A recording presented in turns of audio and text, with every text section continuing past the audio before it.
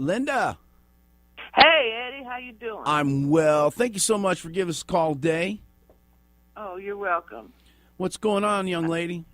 Oh, not a whole bunch. Just trying to get good people elected to office. You know how that goes. Yeah, you're calling from out of state. Tell people where you're from. San Antonio, Texas. The big star down there. Now, we've been hearing a lot about your governor, Perry.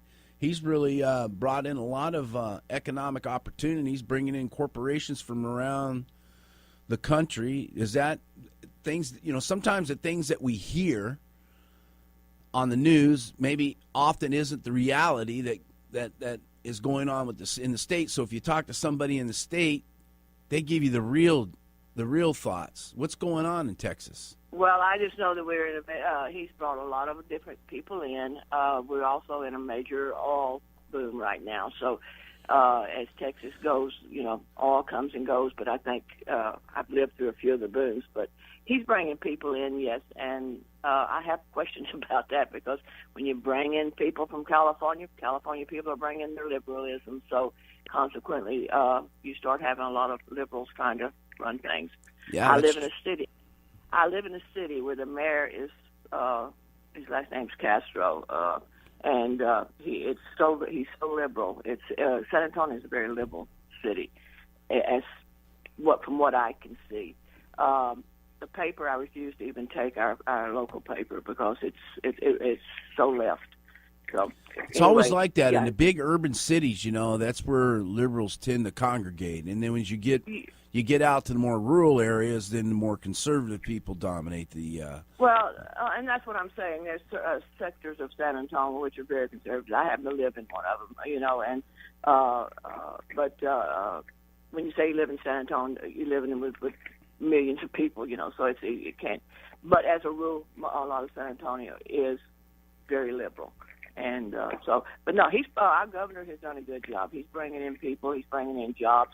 So we're doing pretty good down here. When the Governor Perry made kind of this stumbling, he forgot something. What did the folks from Texas think? Was that characteristic of him? Were they disappointed? Because he's actually proven himself to be, a guy that's I think is a well-respected governor in his state. He's done a lot of great things. I think people appreciate him, and it was just I really thought he could have been the next president. I thought he could have been the nominee, but then when he unfortunately made the blunder there, then of course the media just blows everything up. In the debate, what was the talk back home? Oh, the talk back home is he never should have run. The people I hang with now, I don't hang with a lot of the in the know people, So, right. But the average person that I hang with, he should have never been up there to start with. Now, why was that? Now, that's interesting. Well, it's interesting because he's trying to rebuild some toll roads that the state's already paid for, blah, blah, blah. And so consequently, he's got some distractors here. He's got people that really are not for him. And when he decided to run for president, they said, oh, no, I won't vote for him. But that's the people I run with. So this isn't the people that are for him. I've never personally, I'll speak on a personal basis, I've always thought he was a very good governor. I think he's done a good job. He has done what Sarah tried to do for Alaska. He has made people aware of the good in Texas. He's made people aware of what we have, our resources, what we can do with our resources. So I have nothing bad to say about it. But I just know you asked me a question, and that's what a lot of people, felt that he had tried to. They were upset with him on the toll road. See, that's the image.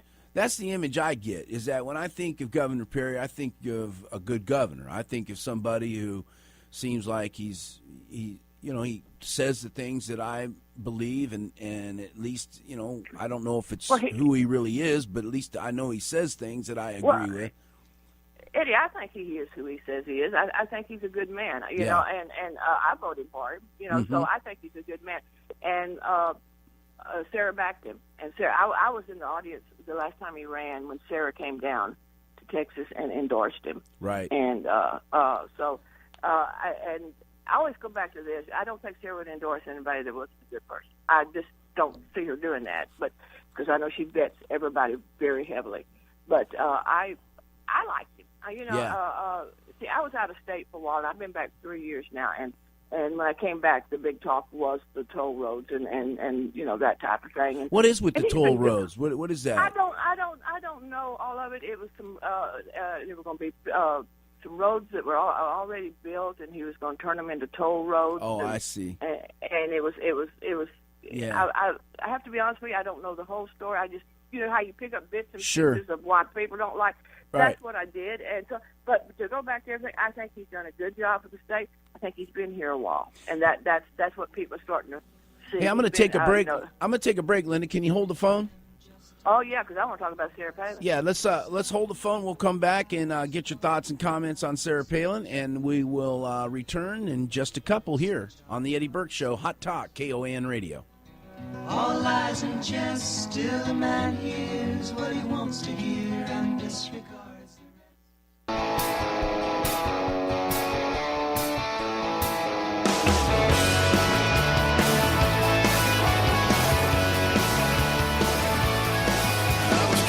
18 minutes after 8, 16 degrees here at the Hot Talk Studios.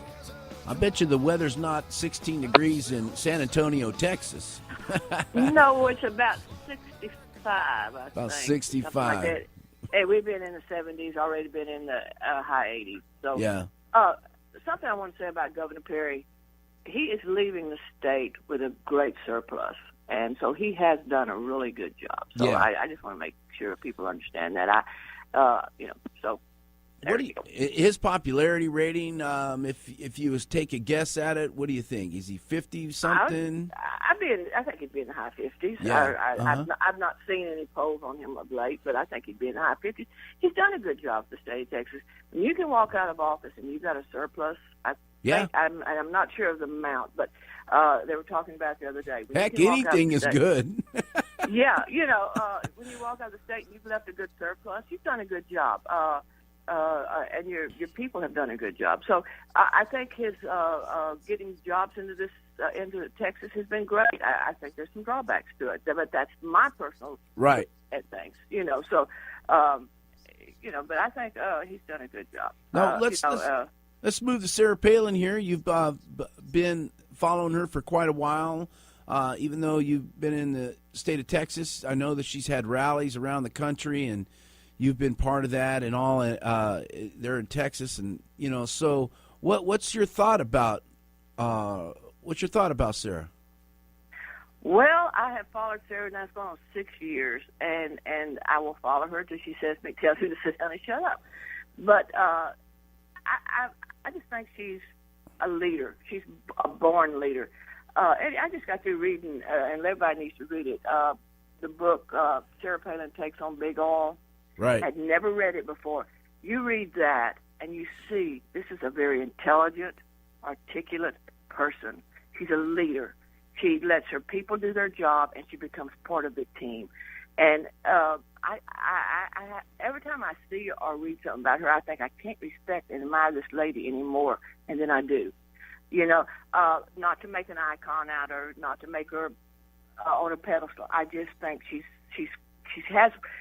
God has instilled something in her. She's got a born management skills, born intuition. She knows how to do things, and we need her. So that's. I'll follow her. I don't necessarily know the word follow. I will be a supporter of hers. What do you think about?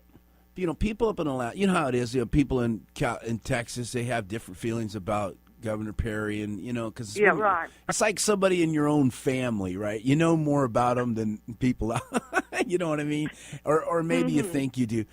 What about the idea that the way she left the governor's office? Some people say she quit.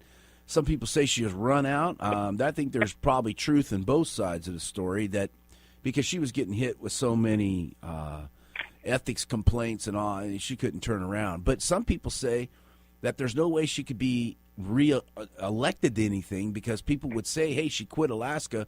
What's the saying? She wouldn't quit us too. Well, I because I follow her, I know why she left the office. I don't use the Q word. I know why Right. she left the office. I know that she was smothered.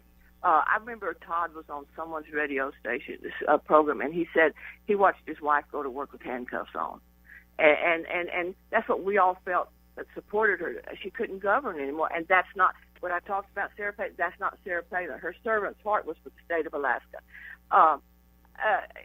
Yeah, I hear it.